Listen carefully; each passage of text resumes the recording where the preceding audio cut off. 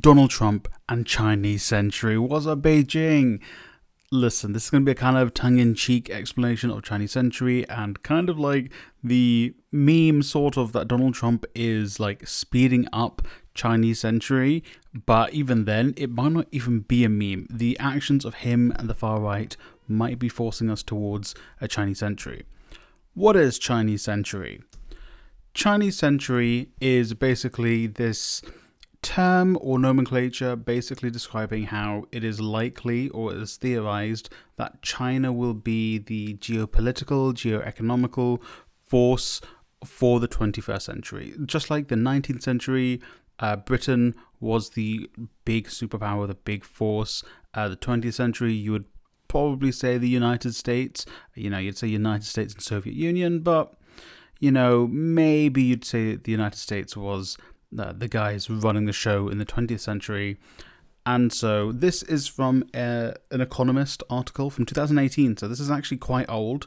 But even then, people have been speculating that China is probably going to be, the global leaders of the 21st century. Arguably, they already are. Everyone's economy is just strictly tied to China. Everything is manufactured in China. Well, not everything. Most stuff is manufactured in China. China still has a lot of investment in companies in the West as well. If you're going from that perspective, China has influence over much of the global South as well. And also, just other things like they are growing in their soft power as well. You're seeing movies being made and coming out of China that are like getting massive. You're seeing TV shows coming out of China that are massive. You are seeing music like C-pop compared to like K-pop and J-pop starting to grow as well in the West. I would not be surprised if that is an avenue that China might decide to go down, having seen the success of like K-pop and its influence on the West. But how does Donald Trump kind of get into this? So Donald Trump announced his tariffs, I believe today or yesterday, the day of recording, and this is from Reuters, and you could just see like the plunge in the S&P 500. And listen, it's all fake, all the stuff made up. It is just a way for the bourgeois to stay rich, obviously. But this crash, it can go one of two ways. Obviously, it's going to harm Americans because their entire economy is related to the S&P 500. And it's just, this whole backwards banking industry. But also, it is just going to be another way for the bourgeois and just the ultra wealthy classes to continue to expand on their wealth, because they're going to see it as a flash sale where they're going to try and buy stuff. But I doubt, even through their buying and their acquisitions, they're going to pass on any of that to the American people. This has led to Americans on both sides of the aisle, probably less so on the Republican side at the moment, deciding they don't really like how America's going at the moment. And you are seeing globally these tariffs showing people not really trusting the United States, maybe trying to think of alternatives. I mean, in the United Kingdom, our leader begged and groveled for Donald Trump to not put tariffs on us, and he put a 10% tariff. Again, it's not the 20% that the European Union got, but it's still a 10% tariff. And we're meant to have a special relationship, and Starmer went out of his way to visit Trump before Trump even came to the UK. Wow, that's unprecedented. And so we're seeing the slump in the S&P 500. We're seeing how these tariffs are negatively affecting America at the moment. They had some sort of influence on a Wisconsin Supreme Court vote, but that was kind of more so Elon Musk seemingly was the driving force for a lot of people not wanting to vote Republican because they didn't like this very weird South African guy having so much of a say in their politics. Who would have thought? But, again, S&P 500 doesn't super matter in the fact that it's not real, but it is. But the consequences of the S&P 500 plunging and the futures plunging is going to have an impact on Americans, and it's just going to kind of widen this gap between working class Americans and the ruling classes, and that's going to drive this wedge in the United States and honestly it's kind of like accelerationist, which is, you wouldn't think that Donald Trump will be the person accelerating the United States to its collapse. But, he's done it, seemingly. And so you are starting to see allies of the United States looking elsewhere, looking towards China, perhaps. Obviously, this is UK Home Secretary. I think Rachel Reeves is Home Secretary. This is Rachel Reeves basically discussing trade with China. This is from a few weeks ago, actually. And if you do try and look into this, you're mostly going to get like right-wing rags, like the Daily Mail come up, where they're basically like, the UK selling out to China. And it's like every single UK party goes and does work with China. But I also feel like these things like tariffs and stuff is going to push even people like the United Kingdom to look more so towards China. Anecdotally, I've heard that even though Germany spent so long trying to decouple themselves from the Chinese economy, they are now thinking, we need to do this exact same thing with the US, because clearly the US doesn't have our best interests at heart, albeit much of Europe is turning towards the far right, including here in the UK. So we need to hope they just Chinese century. And so we are seeing this growing power of China economically and even politically. You're even seeing in places like the UN, China kind of chiming in, especially when it comes to things like Palestine. They've been chiming in here and there, or even in relation to, less so actually with the Ukraine stuff, just because of their relationship with Russia, and they're getting oil and gas from Russia, and them, I believe, building a pipeline together to go through Mongolia. So obviously they're not going to critique Russia too much in that instance. But you are seeing them maybe taking more of a open stance on the global stage compared to before. And you're probably going to see far more op-eds like this with Western politicians meeting up with China, especially if the United States really drives home this isolationist policy that the far right seemingly want to be doing. And I think that's another discussion we can have. Maybe I'll make another video on that. But very briefly, I think the far right in the US are really pushing for isolationism because it makes it very much easier for them to spread corporatism and their will over the American people. And, kind of like... Actually, no, I'm not going to make a fiction comparison because that's just disingenuous and harmful to people. But talking about...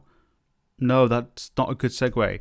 But I also want to know, it's very funny all of this is happening while Speed is in China. Speed is in China right now, or I'm not 100% sure if he's still in China.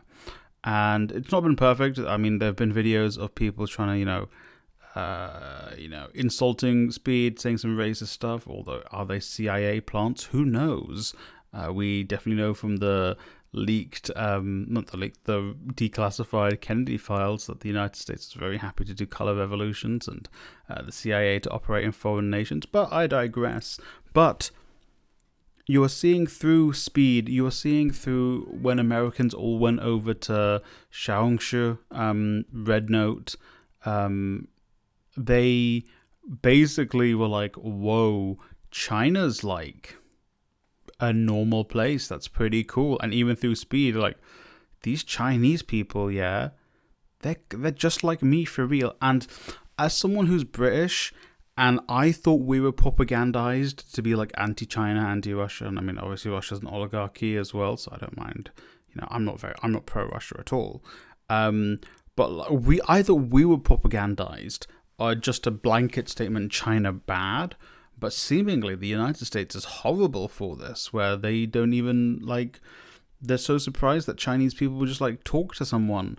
They're so surprised that Chinese people, don't live in what probably China looked like in the 1920s. It's crazy. And so, it's mind-blowing to see. And it's interesting, and I just coincidental that Speed is touring China. And like China is like, oh, this is like really good for us, seeing how the world is reacting to us through speed. And just that, coupled with what Donald Trump is doing, very clearly causing bad will with international partners, particularly in places like Southeast and South Asia.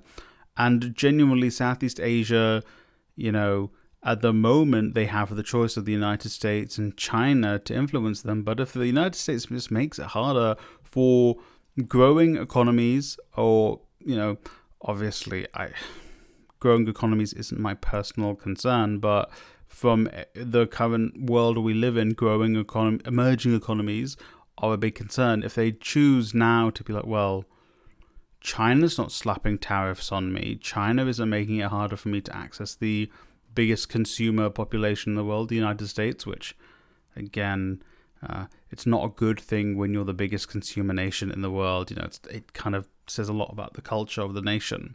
But and I know the point of why they're doing this isn't to push people towards China.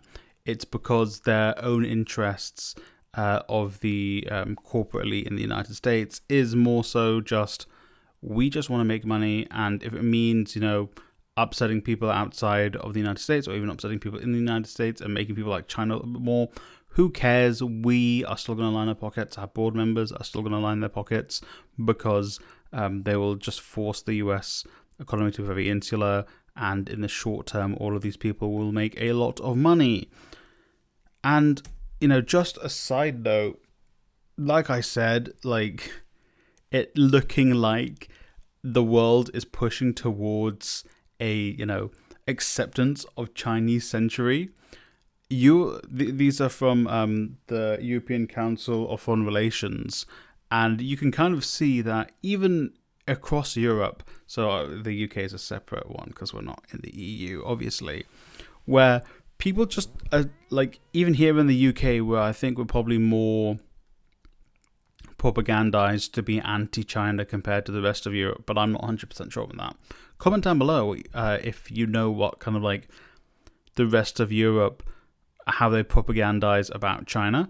But just across the board in Western countries and in Western allies, we are seeing the people be accepting of China most likely being the largest superpower in the next 20 years. So before halfway through the century, China will probably have hegemony, at least according to this polling of what people believe. And, obviously that's not inevitable. I don't think anything ever is, apart from, the hopeful collapse of the United States and its settled colonies. But yes, it's very interesting to at least see people in Europe and the UK kind of accepting potentially what is Chinese century, and the actions of the United States are probably just pushing people to believe this even more, because this very isolationist policy that may have worked for certain economies in the 18th and 19th century, it's not really going to pan out very well in the current world we live in, whether it be because of the way capitalism has made the world so interconnected through capital. That was just a terrible way of phrasing that. Or whether it be just the fact that people are educated on their rights, and are seemingly have far more access to understanding, how to be pro-worker, how to be pro-proletariat, although I'm sure in places like the United States, I'm seeing them still struggling with this. People, even if, China century probably doesn't, in my opinion, result in the proletariat revolution that we all want, but it just means a break from US hegemony. And it's just funny that it's the Republican Party who, the way they propagandize the Americans, to kind of be like, we are the ones that are going to make America the best. I mean, the Democrats say the same thing, but the way the Republicans message around it is very like leaning more into jingoism. And it's funny that seemingly they're the ones who are going to be accelerating towards, Chinese century. So this was like a pretty tongue-in-cheek way of discussing this. I think I rambled a little bit with some of my points because they just came to me as I was speaking, additional to the points I actually had. I encourage you to go off and kind of read about China, learn about China and stuff. Again, this video isn't me being like, China's perfect. Clearly it's not. No nation state is perfect because all nation states have their own agendas and their own goals. And I'm sure China, I wouldn't, argue that China's goals are, we're going to have a proletariat revolution. We're going to lead the proletariat revolution. They might. Xi Jinping might genuinely believe in that, but I don't know if that's going to be the actual end goal of China's involvement, or even the end goal of Chinese century, if it is to be a thing, which in my opinion seems very likely. But yeah, no country is perfect.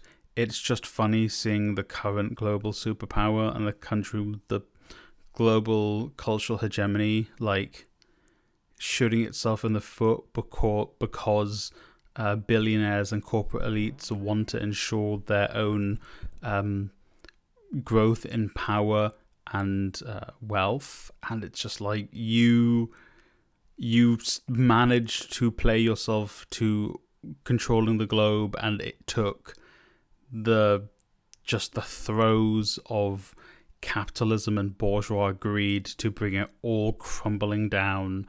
And China's just sitting there like, China sits around and still wins, and it's but yeah, thank you for watching. Comment down below what you thought of this video and everything I brought up. If you have any resources that you want to share, let me know down below. Any of the resources that I shared in this video I'm going to put in the description as well. And yeah, thanks for watching. What's up, Beijing?